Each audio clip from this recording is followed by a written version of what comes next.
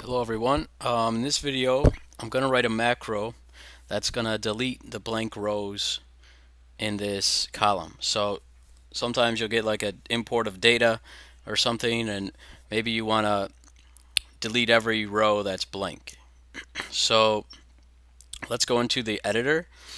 First, let's see how do we write a macro. So you see you need to get into the Visual Basic environment. And how you do that is click on the toolbar, right click, and go down here and select Visual Basic. And now these options come up.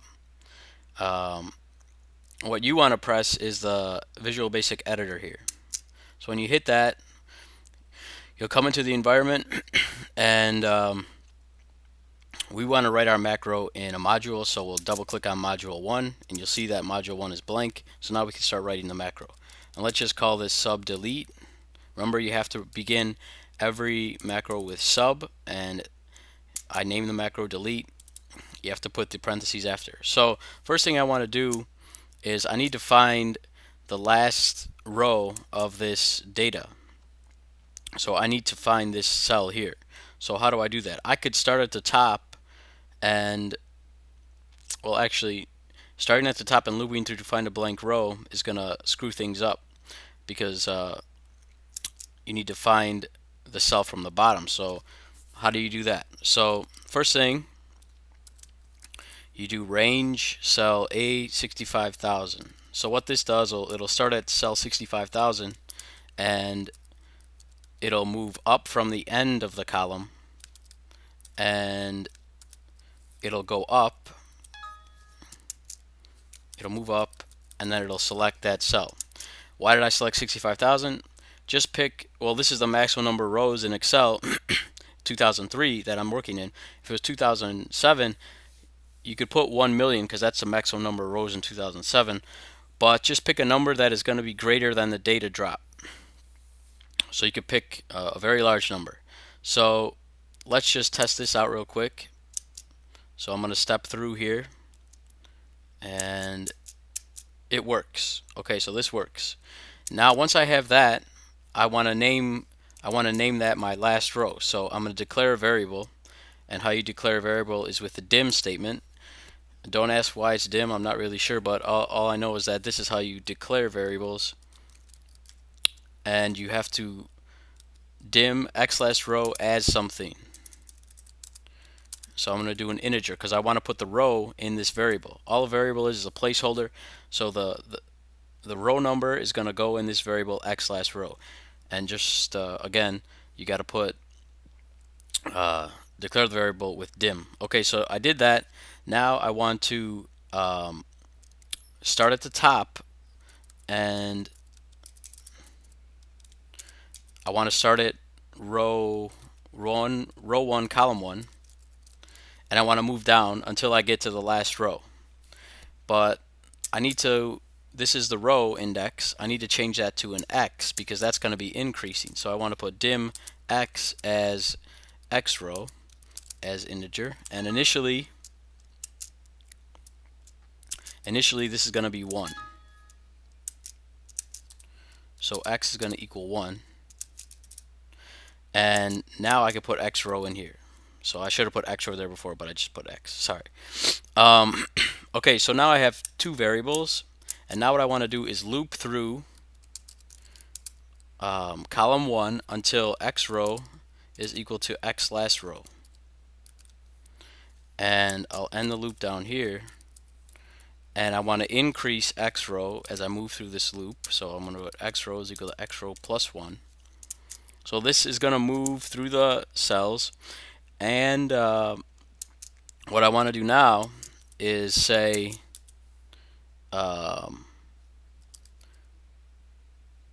let's see, if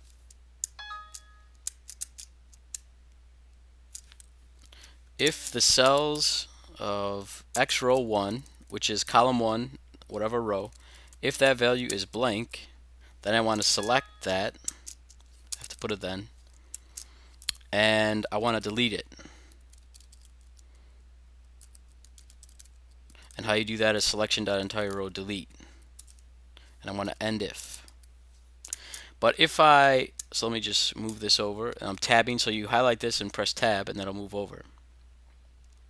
And this doesn't need to be in the loop. This goes outside the loop.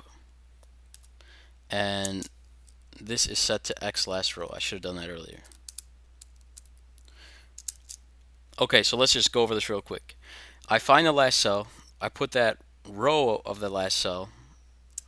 Oops, gotta do that. Here we go.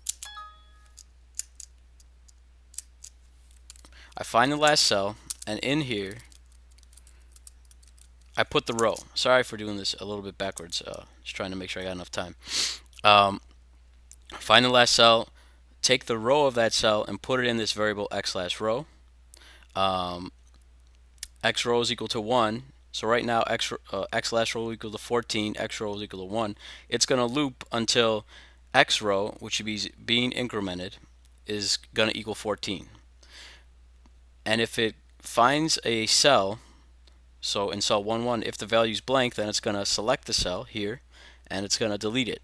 And if it deletes it, I need to make sure that x last row is also deleted, because if you didn't put this in, you'd run into a problem. So you have to subtract 1 here. Okay? And also, if you delete it, you have to subtract 1 from x row,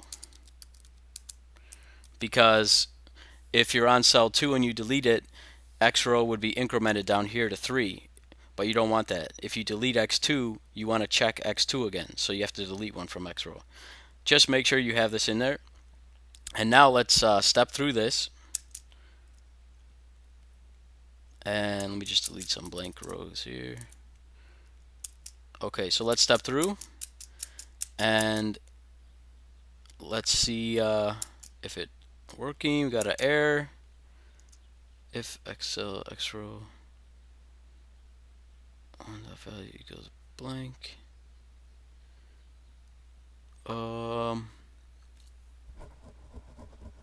It's because x row is not properly named. So now I'm going to step through it again, and you could see it's moving down and it's deleting. So you saw that it deleted that, and now it's going to delete the next one, and now it's going to skip over B, and it's going to go to the next one. It's going to delete the blank one. It's going to delete another blank one, skip over C. Okay, so I'm just going to run it. We know that it works, so I'm going to run it, and it deleted everything. So that's it. I mean, let's just go over that real quickly. If you want to delete blank rows, you declare the last row in the range, and you do that by this here. This will select the last row with a value in it. You put the row, ActiveCell.row, in a variable, and then you want to loop from the top, which is x row, initially at 1. So loop from 1 down to the last row. If the value is blank, then you want to select it, and you want to delete it, and you want to decrease your row by 1, decrease your last row by 1, and end your if statement, and that's it. So in ExcelVBA, you have a couple different types of loops. You have a do until, you have a do while, and you have a for loop. And you could Google all those and see how they're used, and there's plenty of documentation on that. Then you have an if statement, which is another conditional statement, and you could put more. You could put ors here or ands here. You could just keep going on, and you could Google that and see more examples of that. But this macro is a good macro, and it uses some of the language that you're going to be using in VBA, and it might be useful to you. So that's it, and please comment the video. One thing, I'll just remind you that this is how you step through. So remember, put your cursor here, step through. If you want to put a breakpoint, you could put a breakpoint here. Just click on the here on this gray column, and then you hit play, and it'll stop at the breakpoint. Just some reminders about that, and then hit the reset button when you want to start over. Okay, so that's it. Please comment, and thank you very much.